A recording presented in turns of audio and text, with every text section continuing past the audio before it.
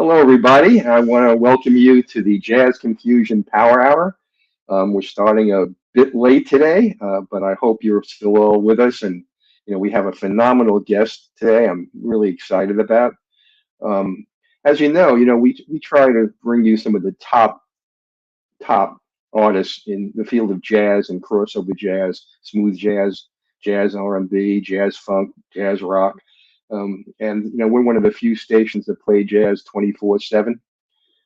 We have a library of over 60,000 songs per month that we rotate, so you never hear the same song twice. So I want to welcome everybody again to the Power Hour, and I want to welcome our very special guest. Today's guest is Brian Culbertson.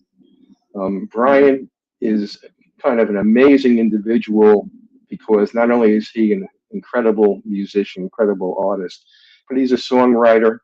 He does his own stage management. He conducts two festivals. He's a multi-instrumentalist.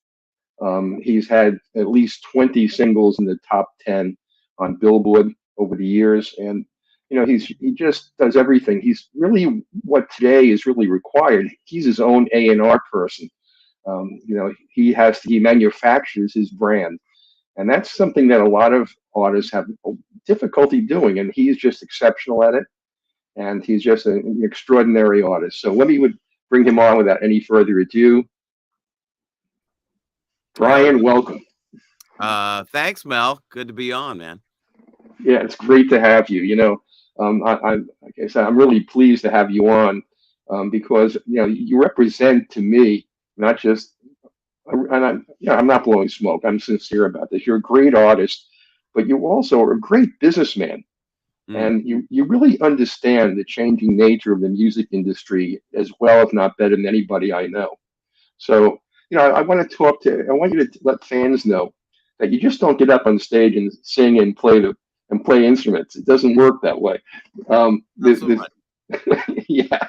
So, I want to just let them know exactly, all the work and dedication you put in to create a really exceptional product time after time. So, let me start off by asking my first typical question. Sure. What's top of mind today? What's on your mind these days about what you're doing and music and what's going on? Well, for today, and every day is a little bit different. I'm in tour prep mode. So what that means for me is we are starting rehearsals in about a month. And so prior to all the band rehearsals, once we all get together, I'm making sure that each one of the musicians knows exactly what parts they're supposed to play and this and that. And I really have to dictate that in advance so that when we do get together day one, we kind of have a good idea of what everyone's doing. So today I'm actually programming a lot of the keyboard parts for one of the auxiliary keyboard players that's going to be on our tour. And the reason why I'm programming it is because I know exactly what sounds that I used on the albums. And I want him to play those exact sounds from the records on this tour so that, in the live setting, there's a lot of similarity from the album in the live show. Of course, we're going to change the arrangements up and it'll be live drums and everyone's going to be playing live. I never use tracks or computers. But I got to pre-program all that stuff. So that's top of mind for me today. Well, something else. You're your own music director, obviously, too. You do all your own charting and scoring. You do it all yourself? I do. Yeah. I like to work. I like to collaborate with my drummer. We get together months in advance and just kind of talk over, hey, what songs do you think will be cool in this show? So it's definitely a collaboration too, but bottom line, most of the pre-programmed stuff is like there's no one else that can really do it because I know exactly what it should be. So right. So okay. So and you do this virtually with band members? No, I'm actually getting together. So I'm working on these programs right now, and then in a couple days, the guy's actually coming over, and I have to physically show him. Okay, here's this one part because he may be triggering just like a sample, a sound, and okay, it's on this note.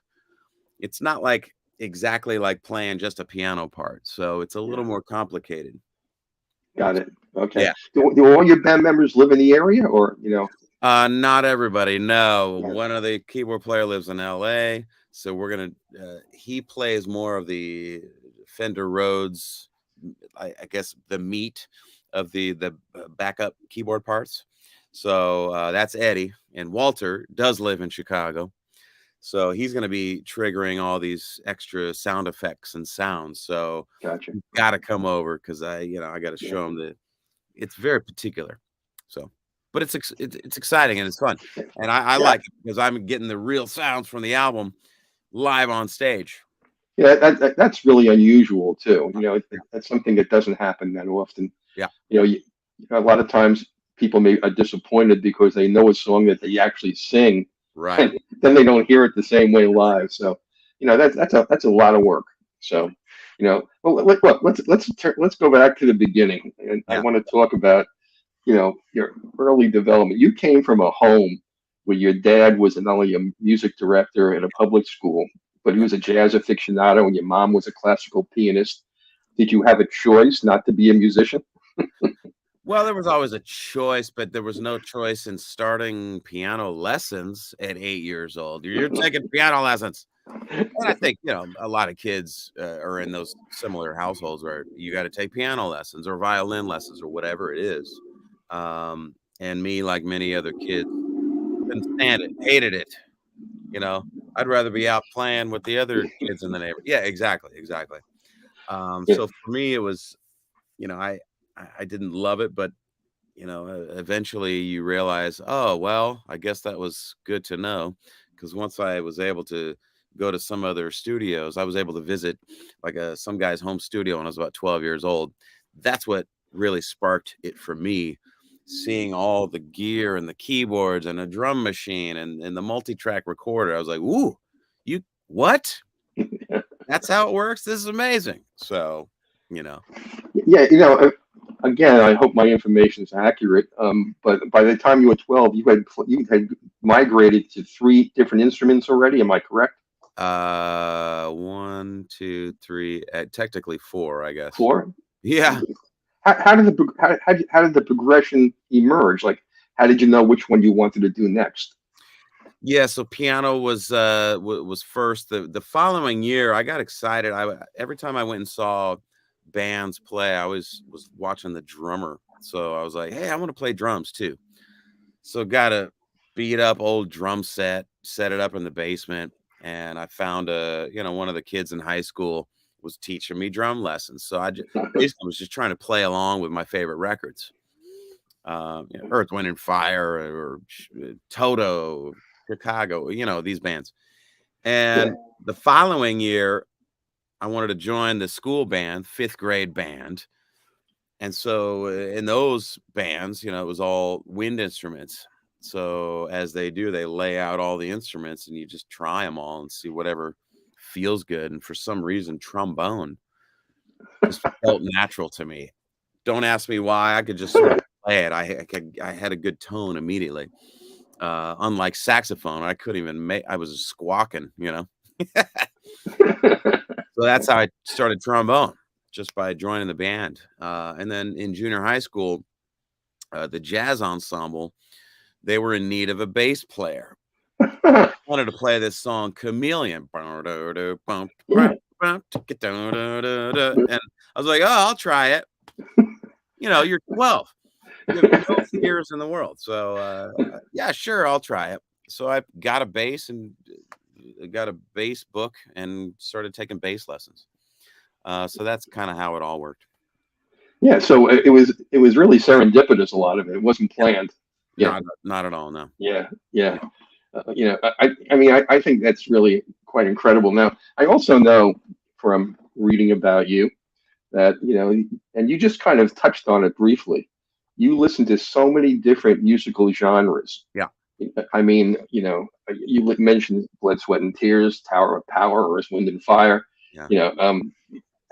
For most kids, they choose one. why were you so interested in so many musical genres? How did that Well, happen? Is that your I must family? yeah, I must admit early on, I was definitely more narrow listening. My real love of music, when I was really getting into it, was more that fusion jazz fusion, Yeah, early contemporary jazz. So my favorite records were like the David Sanborn albums of the 80s. yeah, Man, I couldn't get enough of that, produced by Marcus Miller. I studied those records so much and would try to recreate. I think a lot of producers early on, when they're learning, they try to recreate their favorite albums by transcribing it and trying to, okay, what is that drum sound? Let me try to program that. Oh, this bass part is doing this. So I really did that with a lot of those records. yeah. And it wasn't until I got to college that I sort of broadened my listening, to classical, to more pop. I A lot of younger jazz students can be snobbish in what they listen to. I'm sure you know this. Oh man, if it ain't jazz, it's not good. That kind of. And so, I got into college. I'm like, yeah, that's dumb. Let me check it all out. So now I'm even more broad now than I ever was. I like to check everything out. So I just had on Curtis Harmon from Pieces of a Dream, okay, yeah, because Pieces are friends of mine for quite a yeah, long time, yeah. and he pretty much was saying the same thing, that Okay. he, in order for him to play drums, he had to first emulate with a great drummer that he really loved. Yeah, Then he got bored, and he started moving into other things, and I find the same thing with James Lloyd from Pieces too, and some other artists I've had on, that they seem to the ones that are really good and mm, special, like you, that, mm, you get bored in yeah, one way, yeah, and it doesn't take long, so yeah, you're off and running all the time, yeah. you know. Absolutely. That's, That's why a lot of my records, you'll not really hear the same record no, from me, because I'm always, okay, what's a new, fresh sound that people haven't heard? This is what I'm thinking about, namely for myself, you know? yeah, I want to get to that a little Yeah, later in our sure. discussion, because there's something important going on there. And you can correct me if I'm wrong. I think music has become more homogenized. It used to be much more diverse, and urban radio is kind of narrow. And it's hard to find, Yeah. all of those different, genres of music and subgenres. You know, Oh, sure. so Well, I mean, it used to be traditional terrestrial FM radio would play all kinds of stuff. exactly, And yeah, and now it's just extremely narrow. If it doesn't fit this exact sound, yeah, you don't get on the playlist. And that's with everything. So it's all these musical niches, you yeah. know. No, Uh, yeah, so you know, you're exactly I, right. I was talking to a couple of people I know, Cheryl Crow and Paul Simon, Yeah, and they're kind of disgusted with the way things have been compressed, and on the airwaves in yeah, particular, yeah, and streaming, and we'll get to that more a little bit later. What yeah. I want to talk about is some of the really cool things that you have done, and two aspects. One Sure. is the hang, Okay. Yeah. you know, because I know it's not the same, but Mesa, I love Mesa. And Sure. Mesa has Mesa's Kitchen, Of and she course. started that during the pandemic, just like Yeah. you started the Hang. And Yeah. so I want you to talk about that and talk about the trilogy, because those are so intimately related, the Hang and the trilogy. Yeah. So go ahead, let it talk about it. Sure. Well, I mean, like a lot of artists in years past, right when they launched the beta version of Facebook Live, I was like, hey, what is this? Let me check it out. So I would just randomly go live on a Friday night. And this was going back to 2016, maybe. Wow. Okay. So whenever I was home or in the studio on a Friday, which was kind of rare because I would always be on tour, I would just say, hey, I'm live in the studio. What's going on? I just talk about what was happening, what I was working on. And so fast forward to March of 2020, I was like, uh-oh, all tours canceled. What do we do now? So I immediately decided, hey, let me just go live every Friday night. And the first month, during that, I guess it was April, I was just still using my iPhone, which everybody was using. Right. And I was progressively getting annoyed by mono audio, because that was just a limitation of using your phone. And I'm like, man, if I'm going to do a music show, I at least want stereo audio. Hello. Yeah. So you start Googling, how do you do this? And so I realized, okay, for me to go down that road, I'm going to have to really dive down this rabbit hole of how do you stream like a pro? And so I realized a lot of the gamers were already doing this. And so I was seeing what gear they were using, how do you do this? So during the month of April, I geared up and was driving all over Chicagoland trying to buy this piece of gear, that piece of gear, because everything was sold out online. Cameras, all the stuff that we're using. So I finally compiled it all in mid-May of 2020. I was like, hey, launching a real show, internet show, multicam, stereo audio. What? Yeah. And every week it just kind of grew and grew and grew as I learned more of the tech side of things, because I was by myself, figuring it out. Yeah. Yep. Well, it seems like you do that a lot by yourself, figuring it out. Yeah. So, no one else is there, so you got to just do it. Yeah. Talk about the trilogy and talk about how they intersect with the Hang as you kept developing the Hang. Sure. So after a few months of streaming only, and to rewind, I had just released an album called 20, the Double X album. Yeah. Love April of 2020, which I was supposed to be on this 20 tour. So I wasn't really into writing creative mode at that time. I was just focusing on streaming. But after a few months, on some of the Monday night and Wednesday night shows, because I was streaming 3 nights a week, right? Yep. Not just Fridays. So some of the Monday and Wednesdays, I was like, hey, maybe let me just start showing you guys how I create a song from scratch. And so that's what I did. And I started writing all these songs. And before I knew it, I had almost 30 songs that I had written while people were watching the live stream and giving comments down the side. So I kind of knew what people were feeling immediately.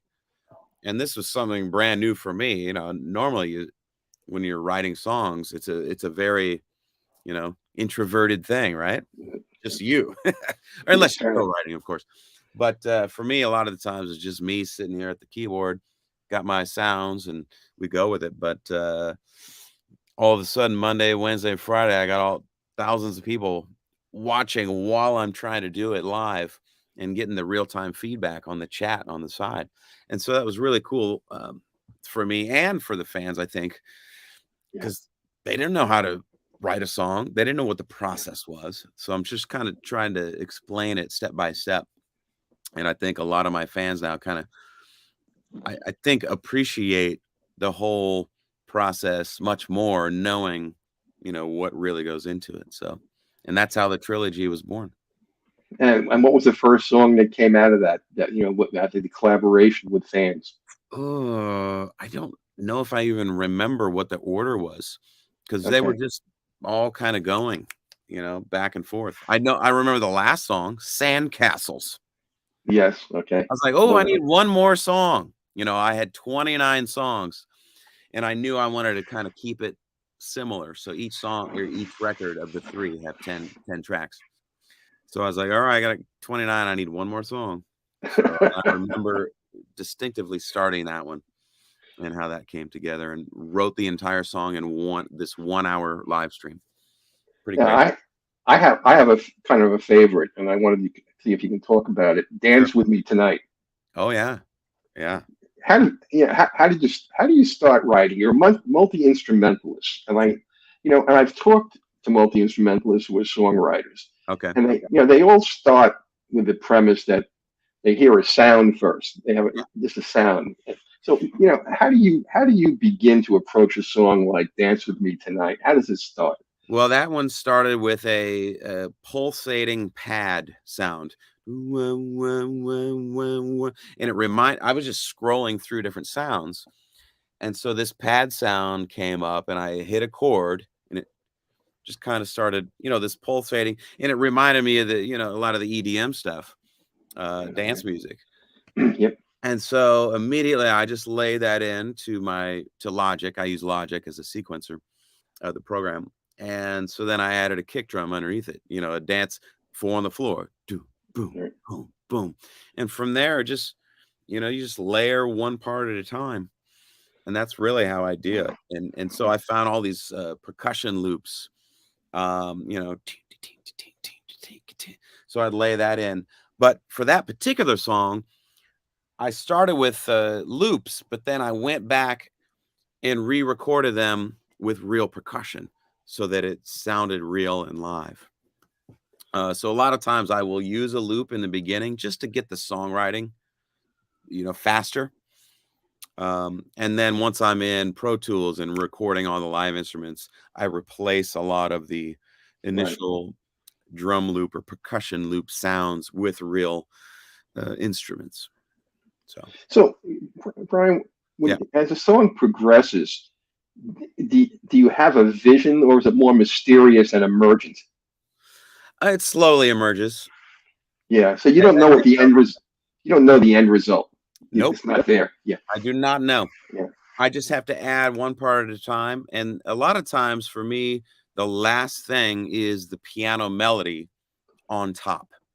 Oh, okay. So I'm creating this whole track and this soundscape of oral sensations, right? Okay, we got the pad going, we got the drums going, we got percussion, and then sound effects are going. Okay, now this inspires me to write a melody. And so I'll just loop that whole track and then start playing my piano patch over it until I have this melody that I'm feeling. And then I guess I do is go out and record the real grand acoustic grand. That's the last step, and then we mix. So I guess sometimes when you get to the end, it's never over anyway. Even though you get to the end, you still go back in. Yeah. Yeah. So even if we're mixing, let's say all the recording is done and we're mixing, and I collaborate with my sound mixer, and I'm like, ooh, it'd be cool to add this. And so I'll record it real quick and then send to him because he's in Los Angeles. So we kind of mix virtually. There's great new tech that he can be working in his studio, and I could hear it exactly what he's doing in my studio. That's great. It's phenomenal. Yeah. So how do you know when it's over? That's easy. When I'm not annoyed by anything. Let's face it, as a producer, you're basically, it's whack-a-mole, right? Yeah. Damn it, that's not cool right there. This needs to be different, or it needs a cymbal roll to get into this section to create a whoosh. Okay, let's add that. Or man, I don't know about that one little line right there. That has turn that down. So it's basically anything that's annoying. Once that's all done, and you're like, oh, this is nice to listen to. Done. What I really love about where this is going today is for a lot of fans and people that tune into our show to really understand the complexity of a song. Sure. It doesn't come full blown to the artist's mind and they just lay it out. It's a painstaking process. Now some songs come easier than others. Is there any song that you can remember that right away you knew you had it?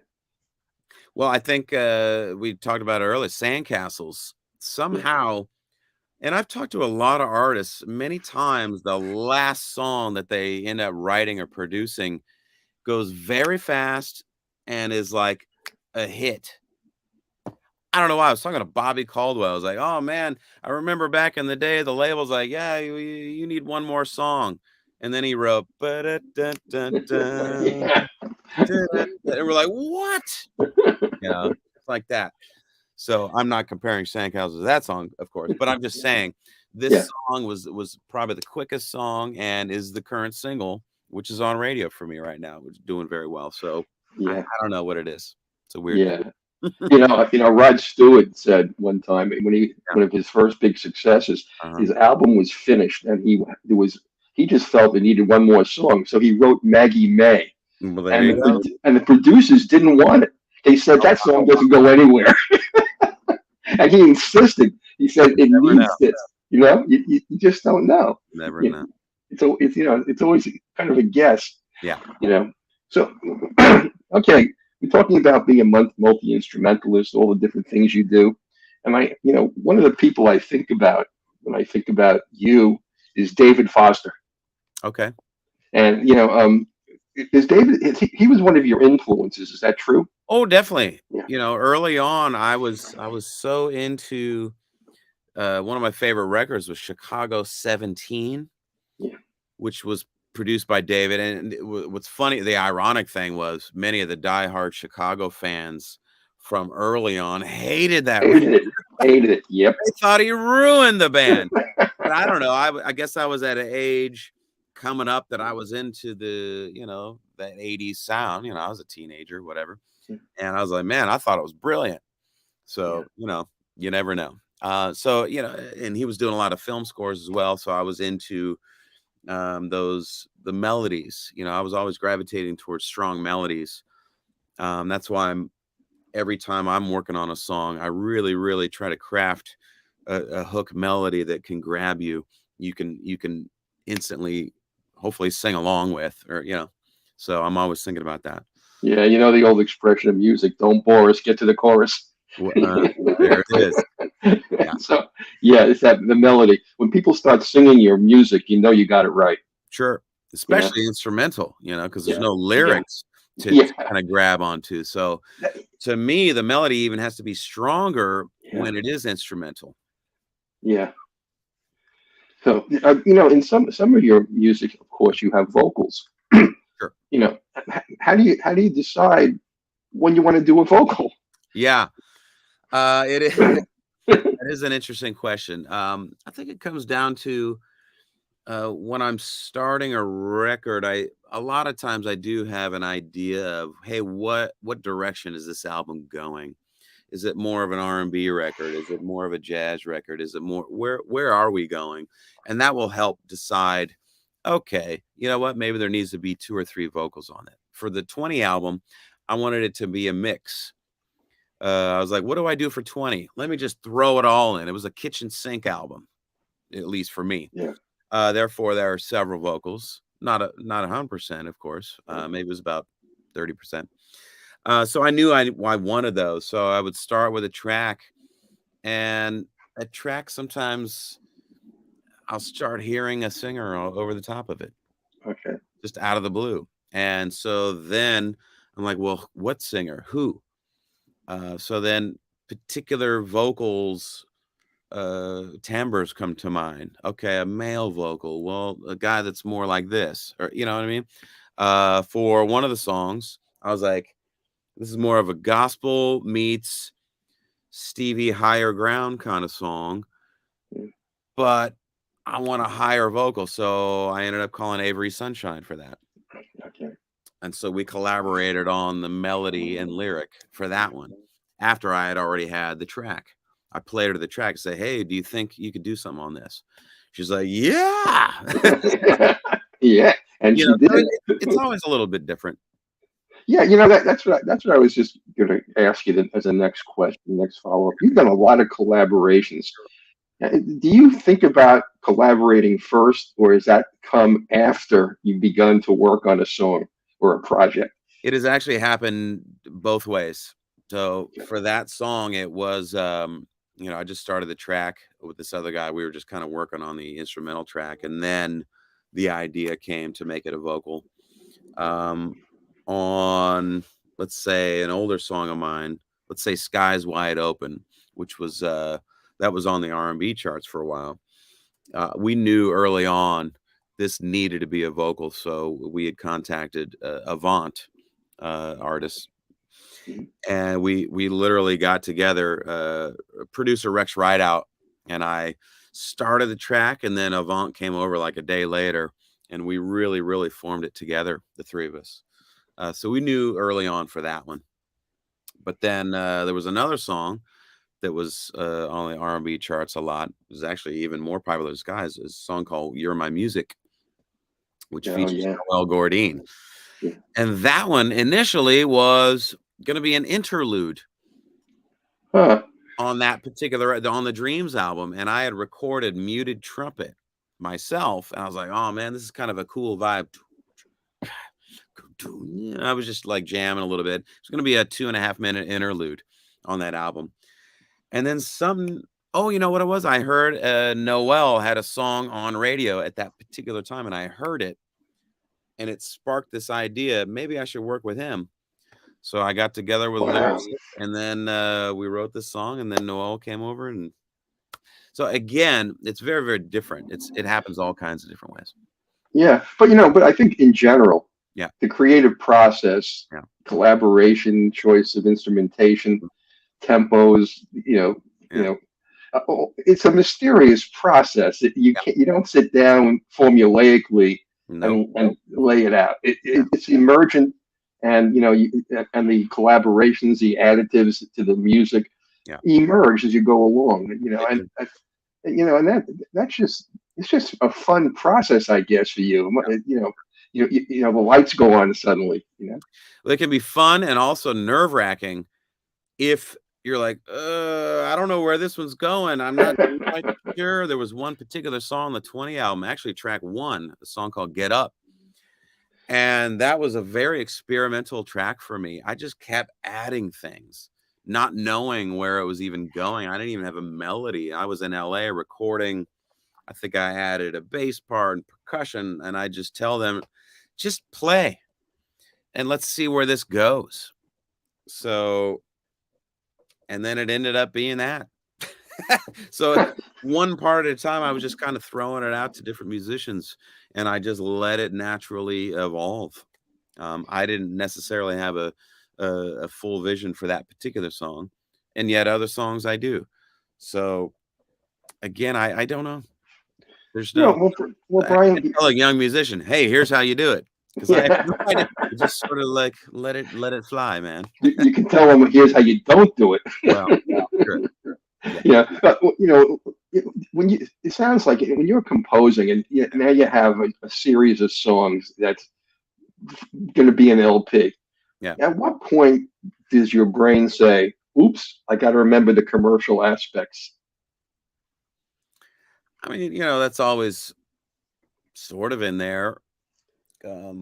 However, I think I'm less and less thinking about that these days, especially with Trilogy. There's not necessarily a slam dunk single to me, because in general, most of the Trilogy is more down tempo. Singles at least on jazz radio, are definitely more up tempo driving. Yes. And so to me, I was just focused more on creating a musical escape for 3 hours. No, it's almost a 3-hour playing time, actually, or 2:45, and less about, hey, how's this going to sell? I don't know. I was just trying to make something that I was interested in personally, and that my hardcore fans were passionate about too. Talk about Trilogy a little bit. Where did the inspiration come from? The idea, the color, the different colors, Well, I had written a lot of the songs before I even had the concept of the Trilogy. And like I said earlier, I had written, way more than an album's worth. So I had about 17, 18, 19 songs. And I started realizing they were falling into 3 emotional categories. They were all in a similar sonic palette, if that makes sense. Yeah. However, one song was clearly more on the sensual side. And then the next song was more melancholic. And then, this song is happier. So that's, they sort of just were falling into these 3 categories. And so that's when it really dawned on me, hey, maybe I make 3 albums, and each album have a color that represents these emotions. Red being passion.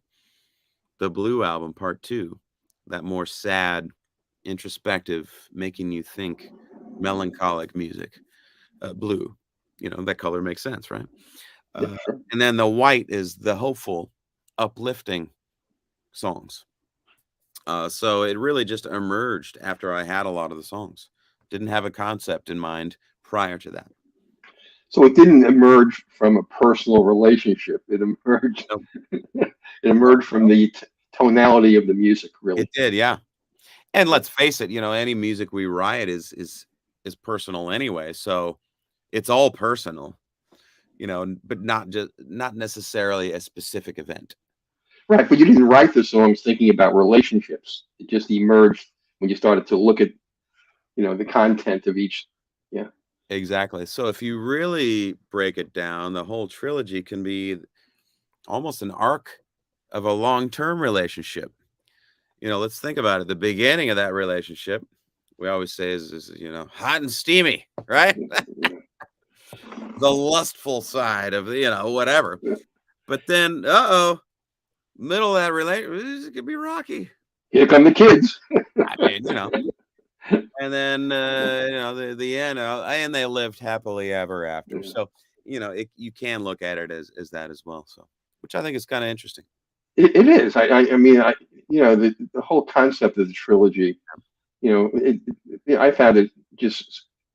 You mentioned the word escape, and I found it a great escape. Oh yeah, cool. It's just great to listen to, and it just takes you to different places all the Absolutely. time. And that's so that's what makes it so vibrant, I think, and so meaningful to fans too. Mm. So let's talk about a couple of things now. We started to touch on it. The music industry has gone through some just major changes since you began your musical career. Mm-hmm. It used to be, and I'm not trying to oversimplify it, but it was vinyl, radio, and record labels, and that was pretty much the path. Yeah. There wasn't much else, and then of course things started to evolve, and the internet started to change everything about music. Yeah. And so it went from analog to digital. It went from record labels to streaming. It went from A&R, where they would put you on tour. They would create your brand. They gave you music time in the studio, and suddenly you're on your own. Yeah. So what do you think about the direction that the music industry has gone in from the standpoint of the artist? Is it better because they have now free access, to be able to put their music out whenever they want to? Or how do you feel about the direction it's gone in throughout your career? Is it positive, negative? What's your thoughts? Well, for me, when I was first starting out as a young artist, at that time, we're talking early 90s, like you said, there was no internet yet. Well, very infant. Yeah. We didn't use it. Didn't even have cell phones, I guess still had a pager. Yeah. Yeah. For me, I wouldn't have known any other way to do it. I mean, that's really all there was, utilizing a label to get your music out there, to get it played on radio, to book gigs in the beginning. So I was very grateful to have the opportunity to even be with a label. As a 20-year-old, I mean, come on, I'm freaking out here, getting that phone call. I'm like, what? I'm in college, what? They never even met me in person, or let alone see me do a show. I had never done a show on a keyboard before. I was known around Chicago as a trombone player playing in horn sections, So this is just blowing my mind. So all of a sudden the record comes out and it starts blowing up on radio, my first record. And I think it peaked at number 2. And I was okay with that because who was number 1? Bob James. I was like, yeah, I'm all right with that. One of my idols there. So as things progressed, years and years and years go by, the internet's coming up, all of a sudden, social media, YouTube, all these things that us as artists, we can access directly and have direct access to the fan base. this is something we never had before. There was always this curtain, or wall, big wall, separating. And so all of a sudden I can be tweeting with someone and they can ask questions directly. So, wow. I mean, it's a whole new world. Do I think it's better? I don't know. It's different.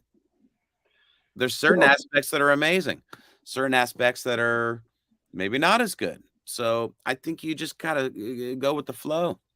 The industry isn't gonna bend to your whims. That's for damn sure. So you gotta, hey, we're going over here now.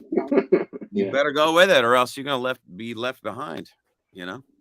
In crass terms, I know, and you know the story. A lot of musicians never made much money from the record labels. Right. And now it's when you stream, you get 0.008 cents a stream. Oh no, way less than that. Well, I'm saying if once you hit the big time. I think there's 4 zeros before a number kicks in there. Yeah. Yes, you're absolutely right. 0.0008. You're absolutely right. 27. Yeah, whatever. No, so it's for any musician. You got to do it in volume. Yeah, but what kind of volume? You'd have 5 million hits to make a dime. And you got to get billions. Yeah, so for young musicians, touring is the only route. That's it. You have to be out there playing live. So you better have a good band, and you better have your act together. Because that's hard too, because you're not getting much money at all. You're going to be an opening act. That's right. You're gonna, we'll throw you a few dollars. So it's very difficult in the beginning of touring. So. Yeah, well, that's why I was asking you. Whether it's better or worse for a young musician these days. Before they had less access. Now they have a lot of access with no cash. So they have day jobs, and it's really hard for musicians to migrate from that day job to being a full-time musician. I've had some really tremendous artists on my show, and and they've been out there for years, and they've been number one on Billboard, and they still have a day job. Yeah, it's so hard to monetize a career these days. It is, yeah. So that's why I my hat is off to you, because all the different things you do. Even doing your own staging, and it's amazing how you do that. And, in that sense, that's what young musicians have to look at. It's a multiverse. You no longer can exist, in narrow space. And I tell young musicians, you got to learn so many things nowadays. You can't rely on a web designer. You can't rely on a video editor. You can't rely on a Photoshop editor. You know what? Learn them. Learn all these things yourself. There's the tools. Just go to YouTube. You can learn anything. Yeah. Yes. So you learn how to stream. Learn how to do this, because no one else is going to do it for you. Or else you got to pay a lot of money for people and wait for them to do it. So You know what? You might as well learn it. Do it now, and it's just your time. Yeah. So I do as much as I can. Of course, I got to outsource here and there because I run out of time. Yeah. And I got a good team of people around me. My management team is amazing, and they have a lot of great people working for them. So. You have to have that as well. You got to have a great support system, for sure. Definitely. And that's the hard part. Yeah. You have to be able to know all the parts yourself, but then you have to be so good at constructing a team. Yeah. That is effective working together. Because without the team, no matter what you do, it's just it's not going to come to fruition. So again, there's so many parts to learn now. You just can't learn music. And take music theory. It's not going to work. And so it's it's just a whole different world out there right now. So I got a manager, I got a day-to-day manager, I got a business manager who's money management. And then there's the agency who is the booking. They book the shows. Right. Then there's the publisher you got to deal with. It's just endless. Yeah. Oh, and then the lawyer. Don't forget the accountant and the publicist. It's a lot. Yeah. Well, then there's the merch manager, but that's right. It's Oh, tour manager, production manager. So that's for the tour. I mean, it's a lot of people. So look, you also do festivals. You created 2 festivals, one in Cali, one in Chicago. You know, Yeah. how do you manage all this? How do you manage the touring and manage the recording and manage the writing and managing the team and managing the fest? I mean, how do you do it, Brian? I mean, how would you explain it to anybody? Again, it's having great people around you that you trust. So obviously we've been doing Napa Valley Jazz Getaway. We're in our 10th year. So at this point, you know, the people helping to run the festival, they know what they're supposed to do. Yeah. You know, I'm definitely more top line. Okay, what are all the artists we want to invite? You know, Right. I'm not dealing with the waste management. Do you know what I mean? Yeah. I'm not doing that stuff. I'm not making sure the napkins are correct. You know, Yeah. early on I was, but you know, once you set, here's the course. This is where we're going. This is how it's running. Eventually, you can let it kind of do its thing, and everyone knows what they're supposed to do. And then I can focus on the overall creative of what songs are we going to do, with who's sitting in with whom. These are things that are fun to me. You know. Yeah. Okay. Well, let's talk about the concert side when you're on tour. Mm-hmm. You know, how do you define a tour? In other words, you know, where are you going? Who are you going to be performing in front of? Right. You know, how do you do that? Well, it starts from whatever album you're kind of promoting. So this year we're clearly going to be doing the Trilogy tour. Right. Even though I released the albums last year, I felt that I wanted to give a little time for people to digest all that music. It's a lot of music, and live with it before we headed out on the tour. So that one thing I hate doing is immediately playing all the brand new music. Yeah. And half the audiences, or more than half the audience, has never even heard it. And they're like, huh? I want to hear the songs that I know. So all last year, I was just doing kind of a greatest hit show. You know, I had this big stage production. So this year now we're going out and doing the Trilogy tour, focusing way more on these songs. So it'll still be about only half of the music, but still, that's kind of a lot. You know, half the music all new.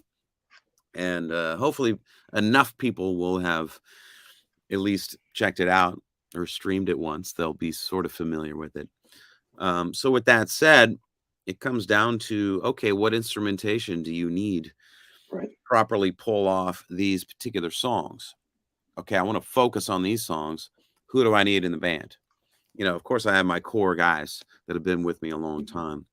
But I have a couple additions that I'm bringing out this year. An extra keyboard player, like I said early on in the show, who's going to be triggering all these cool sounds that I utilized over the Trilogy. He's also a great vocalist, so he can sing along as well. Also, there's a lot of percussion all over the Trilogy that's adding all this extra flavor. So I decided to bring a percussionist on this particular tour. And then one thing I eliminated, if you listen to the entire Trilogy, there's 0 saxophone. No sax. Wow. Yeah, you know, I didn't think of that. No sax on this tour. So, you know, you can't just keep adding people. I couldn't afford it. So, okay, well, if I add this person, okay, I don't need this now. So that's where we're going. I never thought of that, about the lack of sax. Right. How did that happen? It just didn't seem to fit the sonic direction. Wow. You know, this is more whatever that was. And to me, adding a saxophone sonically to those albums, I don't know, it just didn't feel right to me. So I didn't even want to hear sax in there because it takes your mind in a different place. Yes, it does. I wanted to stay, okay, this is a very specific, again, palette of sounds. And I just want to stay there. So. Wow. Yeah, that's, you know, I've listened to the Trilogy several times, and when you said it, it occurred to me there's no sax. You didn't miss it, did you? No, I didn't. Exactly. Yeah. Didn't. And that's, you know, That's 'Cause in a amazing. way, to me, it would have stuck out as not really working or fitting musically for some reason. I don't know. Yeah. But there's a lot of trumpet. Yes, there is. So of But course, no Patton sax. Stewart, the great trumpeter, will be on our tour to play all those parts. So Terrific. That's great. pretty cool. One of the things, we talked about your collaborations over the years, and you've had Bootsy Collins and Larry Graham and Ray Parker Jr. and David Walker, and I can go on and on with all the collaborations you've done. At this stage of your career, who would you really like to collaborate with if you had your bucket list that you never have before? Who would that be? Is there anybody that comes to mind?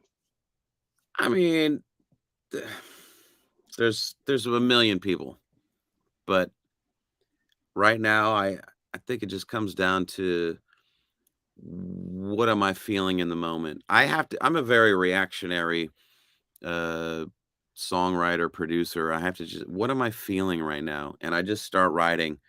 And if a particular artist comes to mind, then I'll try to reach out. I would love to work with, let's just throw out a million names. Sade, Sting, Charlie Wilson, Stevie Wonder. You could go on and on and on and on. But if I don't have an album or a song that makes sense for this particular person, what's the point? You're just doing it to do it. You just reminded me of something. I thought I'd mention to you. I think you'll find it interesting. I had Larry Dodson on, who replaced, when the Bar-Kays had their tragedy, and they reformed, and Larry Dodson became the lead singer. They had 20 songs that were number 2, but never one that was number 1 on Billboard. And I said to him, why? And he said, Michael Jackson. There you go. And he said, if it wasn't for Michael Jackson, we probably would have had 20 number 1 hits, But, and so he said, the thing, and the reason I'm bringing it up, he said, the thing we should have done is collaborate with Michael Jackson. Well, there it is. Yeah. It's just funny how sometimes things just happen that you have no control over. Oh, sure. Yeah. So you can never count on. If you're writing a song, oh man, this is a smash number 1 hit. Yeah, you never know. You never know. Since you've traveled over the years in your career, where do you see yourself heading in the next 3 years? You see anything? You mentioned, I heard you did mention that you're much less focused, in your music on commercial success. And although I'm not saying it's not important, but you're writing probably more and more for yourself. Is that part of a legacy, that's in your mind at this point? Or, not that I'm trying to make you seem like you're over the hill by any means, but where do you see yourself going? I just think I'm writing for, you say for myself, but it's really about having authenticity to your creations, and I'm not trying to chase something else that's maybe popular at the moment. I've never really wanted to do that. I just want to make some music that I think is personally interesting, and hopeful that the core fan base is kind of coming along for the ride. And for the most part, they love it. They don't know what's coming up next for me, and it's kind of exciting for everyone, I think. Do I lose some people here and there? Oh, sure. I don't know. Somebody says, oh man, I really just love your slow jams and I hate your funk albums. I'm like, all right, well, hey, it's some for everything. And then some people are like, man, I wish you would do more funk. And then these slow things, I don't know about so you know what? Sure. Okay, well then listen to that funk album that I did, and I'm sure I'll go back and do another one like that when the inspiration strikes. Yeah, 3 years from here, couldn't tell you. Don't know. Oh no. Okay. Keep writing, and we'll see where it goes. Yeah, smooth jazz was so dominant for so long, and now you can't even find a station that plays smooth jazz anymore. So, you have to you can't predict in a sense where your music's going to go to. One of the things I look at is who are the young artists that to me represent something exciting. John Batiste is one of those artists to me. Okay. I don't know how you feel about the fact he's so good at sampling some of that old music and updating it. Yeah. And there's not too many artists like that. Bruno Mars did it. Sure. Too. So in terms of the direction of music, who would you point to in your mind that's young, that's doing something exciting right now? I mean, you mentioned Bruno, him and Anderson .Paak, doing the Silk Sonic. And that's obviously a cool sound. Yeah. Just completely retro though. Yep. So it's taking that retro and mixing it with the new. So, to an extent that has always sort of been done a little bit. Listen to Amy Winehouse records, obviously very retro, mixed with that with her thing. So,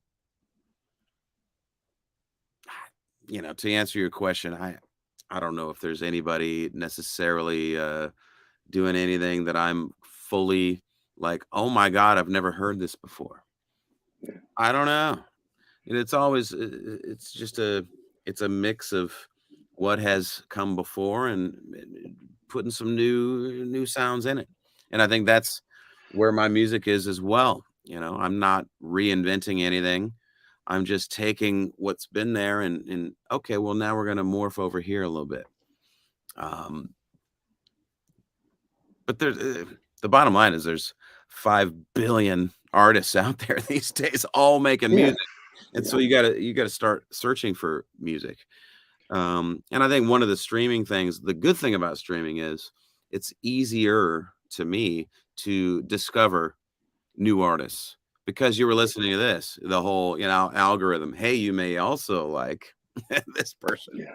So that's kind of a cool thing that has come out with the streaming game. So I dig that. Is there anybody you're listening to these days? Right now, I'm into this group Cannons. I don't know them. Exactly. Yeah, I mean, there's millions of artists out there. It's just like whoever you're checking out. I think I might have been listening to Sirius XM Chill, that channel. Yeah. And they came on. I was like, "Whoa, that's a cool song." And then you look them up, and oh man, this record's a little bit unique. I'm digging this right now. So from there, then you discover other people. So. Yeah, one of my friends, Christian D. Masonis, who did Hispanica. Oh, okay. And you had that, you featured that on one of your I shows. Remember, yeah. It was like one of the songs of the year for you. Yeah. And Christian's been at it for a long time, and he got Bob James to play on his Hispanica song. Right. And again, it totally freaked him out. Just like when you said in your 20s you got a record label. Yeah. He mentioned to some DJ in the UK, I have this song. I'd really love to get Bob James. Next thing you know, the DJ knew Bob James. Honest. And that's how it happened. Yeah. The song went to Bob James. He said, "Hey, this is cool. I'll do it." Wow. So you never know what's going to emerge, and you have to keep your ear to the ground and just see what's going on. And Chill is a great place to go to kind of find new vibes and new songs. Yeah. Well, Brian, I appreciate you being on so much. I really enjoyed it, and I learned so much from you today. Oh, thanks, Mel. I appreciate you having me on, and it's always fun to talk about getting under the hood a little bit. That's cool. Yeah. Is there anything you want to tell fans about that they should be looking for coming up in different locations or anything? I mean, bottom line for me, it's we're going to be all over the states the rest of this year. We start let's see, March 22nd. We start in Providence, Rhode Island. Do the whole Northeast for a few weeks, including the legendary Apollo Theater. Yes, I know you. Very excited about that show. Never been there. Everyone's like, "Ooh," buzzing on that one. So if you're in the area, Come on up. That's I believe April 6th. I want to say Thursday night. You know, look, I'm going to tell you something about brief about my life. Yeah. When I was 10 years old, I was living in the cloistered shelter of Long Island. Okay. And I had a friend whose father was very young. And he told my mother he was taking us to the movies. And he took us to the Apollo Theater when I was 10 years old. Wow, cool. Yeah, and you know, we were the only white dudes sitting in the audience at the time. Yeah, nice. And that was the great show that had everybody. You know, it had Buddy Holly, it had the Big Bopper, it had you know, Chuck Berry, and you know, I was at that show. It transformed my life. Wow. You know, I became so interested in music from that day on. Yeah. You know, so you know, the Cool. Apollo is. Yeah. It has memories for me to go back many years. You know, so wow. Yeah. Well, this will be new for me, and we've been actually working on this particular show for many, many years, and finally we're able to just kind of work it out. So very excited about that. But of course, we'll be all over the place.